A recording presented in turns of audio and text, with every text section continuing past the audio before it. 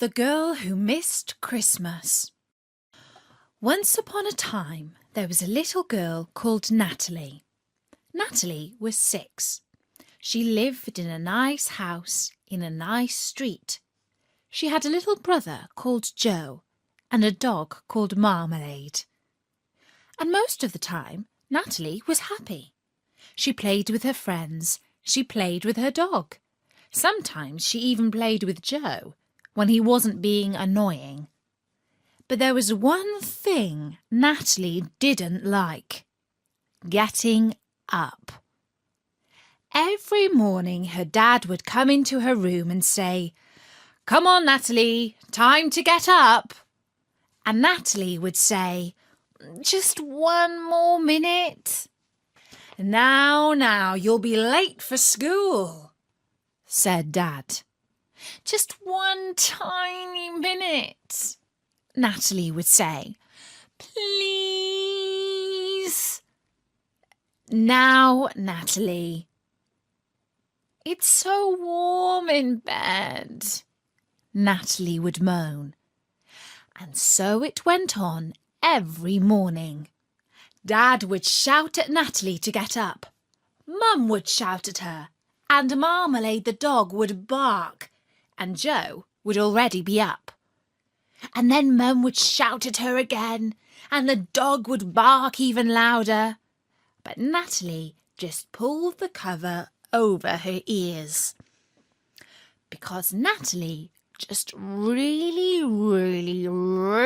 hated getting out of bed in the morning. "You know, Natalie, one day you're going to miss something really important because you stay in bed too long," said Dad. As it happened, something very important was about to happen. The nights were getting longer, and the leaves were falling from the trees. And soon Natalie was getting very excited because it was getting close to Christmas. And she had so many different things she had asked for. She wanted a new game for her Nintendo DS, and a doll that cried real tears, and a new DVD, and lots of other things. Of course, she had to rehearse for the school play, except she nearly missed it because she was sleeping in. And she had to go and see Santa in the grotto, but she nearly missed that as well because she didn't want to get out of bed. "I just don't know what to do about all this sleeping," said Mum. But Natalie didn't care. "If I want to stay in bed, why shouldn't I?" she decided to herself. So finally Christmas Eve arrived, and Natalie was so excited she found it really hard to get to sleep. She wanted to stay up and see if she could really see Santa. She tried ever so hard to stay awake as long as she could, but eventually she went off to sleep. And she slept, and slept, and slept. At one point, she heard Dad coming into the room to wake her, but she just rolled over, put the pillow over her head, and went back to sleep again. Finally, she decided she had been so long in bed that it was starting to get boring. She pulled away the pillow and looked towards the window. It was morning. "Wow! It's Christmas Day!" said Natalie.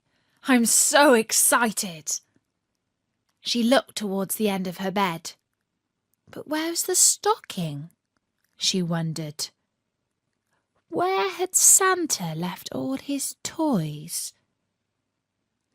Natalie jumped out of bed and ran downstairs. She was quite out of breath because she'd never jumped out of bed before. "Mum! Dad! It's Christmas!" she shouted. She glanced around the room. Joe was playing with a new toy car. Mum was folding away some used wrapping paper. Dad was reading a boring-looking book with no pictures. In fact, the sort of book Mum gave him every year. And Marmalade the dog was eating something that looked suspiciously like turkey leftovers. "Mum! Dad! It's Christmas!" shouted Natalie, even louder this time. There was silence. Everyone looked at her. Everyone, that is, except Marmalade, who was too busy eating turkey. "It's Christmas, isn't it?" said Natalie, more quietly now. "You mean it was Christmas?" said Dad. "You slept right through," said Mum. "We tried to wake you," said Dad. But, said Natalie. "I told you you'd miss something important one day." "It was really good," said Joe. "We had loads of food and loads of presents." "And I missed it," wailed Natalie, and she started to cry and cry and cry. "Sorry," said Dad. "It also means you didn't get any presents from Santa. But don't worry, there will be another Christmas next year." "It's not fair," wailed Natalie. "But I always told you you'd miss something important if you didn't get out of bed in time," said Dad. "Now help me clear away this wrapping paper." But Natalie just walked out of the house. She walked through the garden and across the park. When she got there, she cried and cried. She was so upset about missing Christmas, and she didn't know how she could wait for a whole year.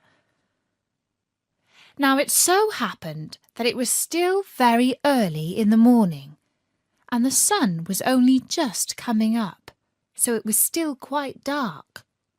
And at that very moment, Santa was just trudging his way across the sky in his sleigh on his way back to Lapland.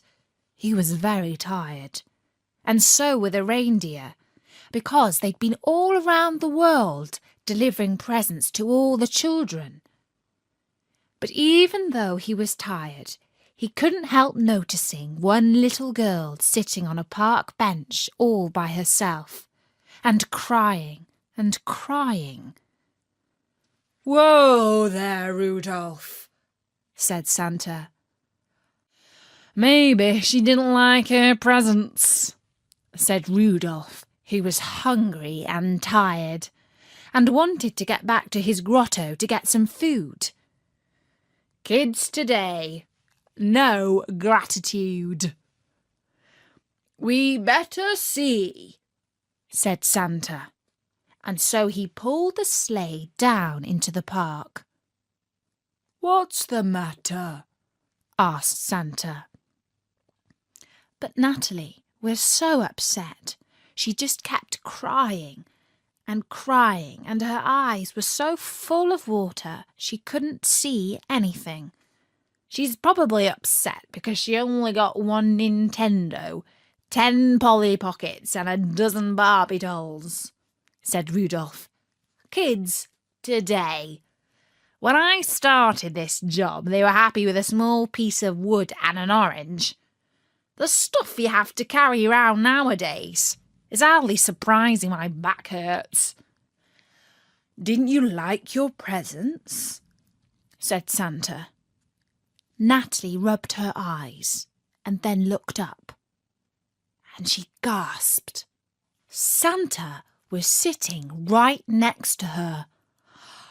"Oh my gosh," she said. Is it you?" "Shush," said Santa. "You see, I'm not really supposed to show myself to children." We'll be in trouble for this, moaned Rudolph. I told you we should have gone straight home. But Natalie gave Santa a hug. You see, Santa, I slept right through Christmas, and now I've missed it. Oh, dear, said Santa. Then he looked towards the house. We've still got a few things left in the sack, he said. So go inside and check the fireplace in your bedroom in a few minutes. But... Just go, said Santa. So Natalie started to walk home, and Santa went back to his sleigh. We're not doing another delivery, are we? Said Rudolph. Because that's overtime. That's what that is. I'll need an extra carrot for that. Oh, come on, you lazy animal, said Santa. And then Natalie came back into the house. She couldn't believe her eyes. Jingle Bells was playing on the hi-fi. Everyone was wearing hats. And her mum had reheated some turkey and made some fresh roast potatoes. We thought we'd restart Christmas, said Dad, just for you. And Natalie jumped up and down and then ran upstairs. Because in the fireplace in her bedroom there were stockings bursting with presents. There was a doll with real tears, a princess on a white pony, a game for her Nintendo, and finally, after she had opened all the other presents from Santa, there was one special one from Dad. An alarm clock. So for the rest of the day, Natalie had the best Christmas ever. And do you know what? A couple of weeks later, it was the first day of a new term. Dad came into the bedroom. Wake up, Natalie. Time to go to school, he said. Then he looked round. Natalie, he said, sounding worried. Natalie! But he couldn't see her anywhere. Then he heard a voice from downstairs, so he rushed down into the kitchen. And Natalie was out of bed, had put on her school uniform, and had brushed her hair, and had made breakfast for everyone. I'm never going to be late for anything again, Dad, she said. And that was the story, Nori, of the girl who missed Christmas. I'm glad everything worked out for Natalie in the end. Aren't you? It would be terrible to miss Christmas.